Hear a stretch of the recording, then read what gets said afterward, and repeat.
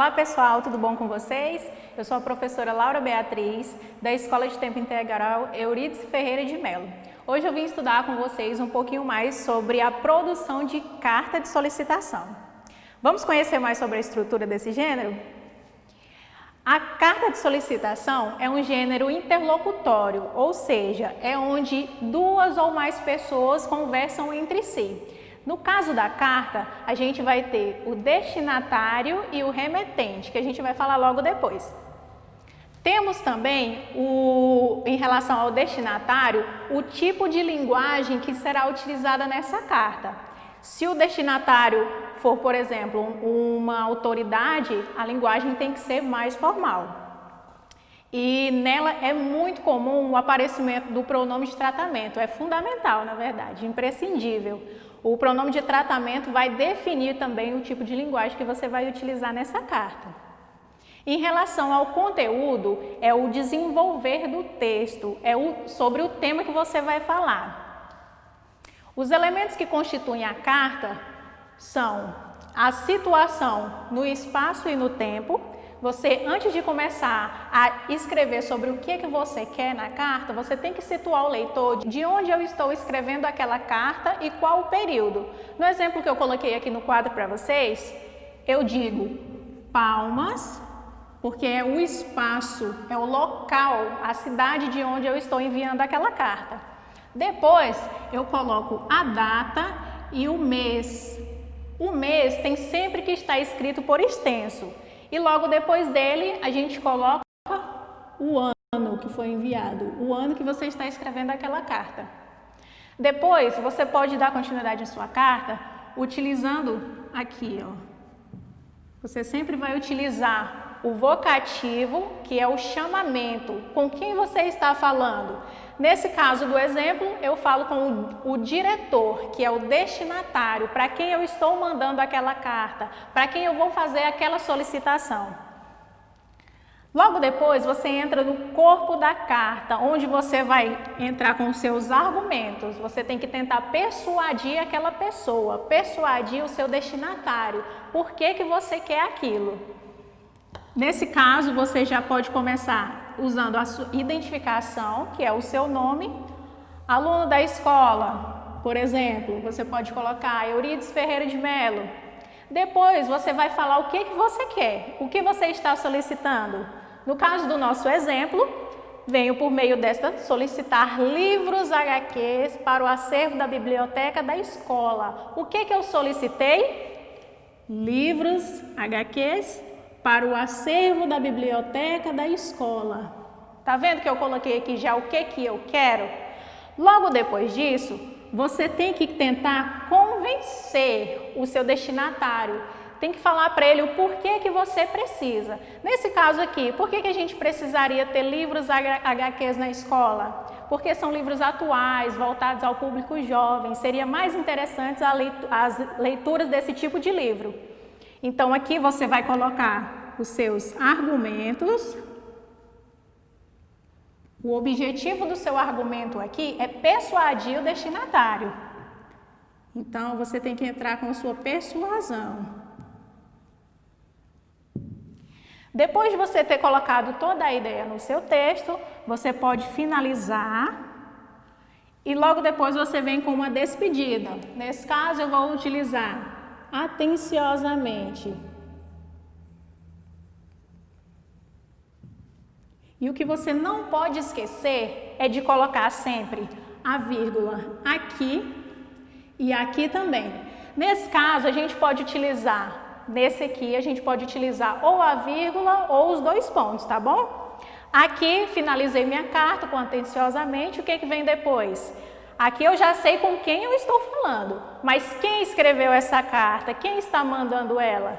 Nesse caso, Laura Beatriz.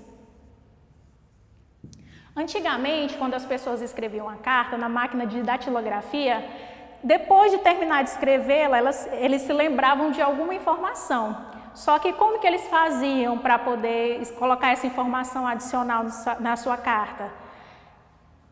Por meio disso, para não ter que você apagar tudo aquilo, eles utilizavam o PS, que é o pós-escrito, que é a ideia, com essas iniciais, a pessoa entende, nossa, ele escreveu o texto, esqueceu alguma informação e colocou o adicional depois. Só que atualmente esse PS também é utilizado como forma de ironia por algumas pessoas. Por exemplo, sou aluna da Escola Euridice Ferreira de Mello, venho por meio desta solicitar livros HQs, aqui eu escrevo minha carta, esqueci de colocar alguma informação. Se eu for utilizar de ironia, eu posso colocar PS, que sejam livros novos, entenderam? Então, pessoal, só retomando aqui, em relação à carta de solicitação, o próprio nome já diz, ela vai solicitar alguma coisa, geralmente algo bom, porque se fosse algo ruim, se fosse uma reclamação, seria uma carta de reclamação.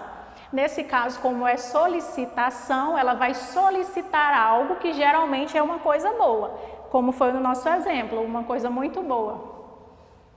O que tem que ter nela? O destinatário, que a gente não pode esquecer, e o remetente. Nesse caso, o remetente Laura Beatriz, quem está enviando aquela carta. O que mais que tem que ter nela? A situação no espaço e no tempo. Eu vou situar o leitor de onde eu estou enviando aquela carta e o período, a data. O que mais que não pode faltar? O nosso vocativo. Por que não pode faltar o vocativo? Porque ele é o chamamento, é com quem eu estou falando, por isso é fundamental. E em relação ao conteúdo, tem que ser um conteúdo convincente, como eu falei para vocês anteriormente, você tem que ter bons argumentos, tem que persuadir aquela pessoa para que ela realize aquela sua solicitação, aquele seu desejo. Pessoal, vamos ver comigo algumas definições? Olha só, locutor é o remetente, aquele que escreve a carta. Já o interlocutor é o destinatário, para quem a carta foi escrita, a quem ela se direciona, tá? O objetivo é onde você vai fazer a reivindicação ou a reclamação acerca de uma problemática. No nosso caso, como é uma carta de solicitação, é onde você vai fazer a sua solicitação, o seu pedido. Logo depois vem a argumentação. E no caso, os argumentos apresentados devem ser todos calcados em bases sólidas, em ideias que realmente farão a diferença no momento de fazer com que o interlocutor se convença da solicitação ou então da reclamação. Em relação à linguagem utilizada nesse tipo de gênero, deve ser uma linguagem formal, padrão da língua, tá? Tem que ter precisão, objetividade e consistências nos argumentos elencados, que são sobretudo os fatores imprescindíveis, tá? São os ponderantes. As cartas, independente da modalidade, obedecem a uma estrutura previamente definida, a qual deve ser rigorosamente seguida. O que te lembra essa carta? Qual tipo de ferramenta que você utiliza, que é mais atual, que é mais recente e que segue essa mesma estrutura? A gente tem aqui como exemplo o modelo de um e-mail. Olha só, no e-mail você não precisa escrever a data e nem o horário. Por quê? Porque ele já é disponibilizado e identificado pelo próprio correio eletrônico. Em relação ao e-mail, você tem que digitar o seu e-mail e tem que digitar também o e-mail para quem você está enviando. Depois você coloca o seu assunto, no caso se for uma solicitação, o e-mail é muito utilizado em escolas, faculdades, até mesmo para trabalho. Então você sempre tem que colocar o assunto, tem que colocar o seu tema, tá? Você tem que usar o vocativo também, nesse caso aqui como exemplo a gente colocou o senhor, seguido da vírgula. Lembrando, o gênero textual é importantíssimo que você siga juntamente com as pontuações corretas, porque senão ele acaba dando outro sentido. Às vezes, dependendo da pontuação que você utilize, pode dar um sentido que você não queira, tá bom? Logo depois você vai escrever o seu texto, o que você quer solicitar, o que você quer reclamar, e depois a despedida seguida do seu nome, que seria a abreviatura. No meu caso, eu colocaria no meu e-mail Laura Beatriz, para finalizar. Em relação aos elementos constituintes da carta, vamos voltar um pouquinho? Vamos fazer uma revisão? Local e data é fundamental, depois a identificação do destinatário, logo depois também o vocativo, o corpo do texto, para finalizar a expressão de despedida e a assinatura do nome da pessoa que está enviando a carta, do remetente, tá? E em relação a esse tipo de gênero textual, a gente percebe que é fundamental o poder da argumentação. Se você quer fazer uma solicitação ou uma reclamação, você precisa convencer aquela pessoa do que você está falando. E o que é argumentar?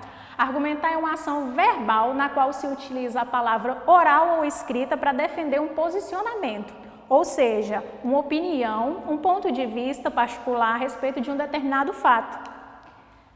Quem argumenta, como a própria palavra sugere, se vale de argumentos que nada mais são que razões, verdades, fatos, virtudes e valores, sendo eles éticos, estéticos ou emocionais. Tão amplamente reconhecidos que justamente por isso servem como alicerce para convencer o outro. É aquele poder de persuasão que você vai ter, o seu poder de conhecimento. Então é isso, pessoal. Espero que vocês tenham aprendido bastante nessa aula. Não deixem de acessar a nossa plataforma Homeschool. Até a próxima!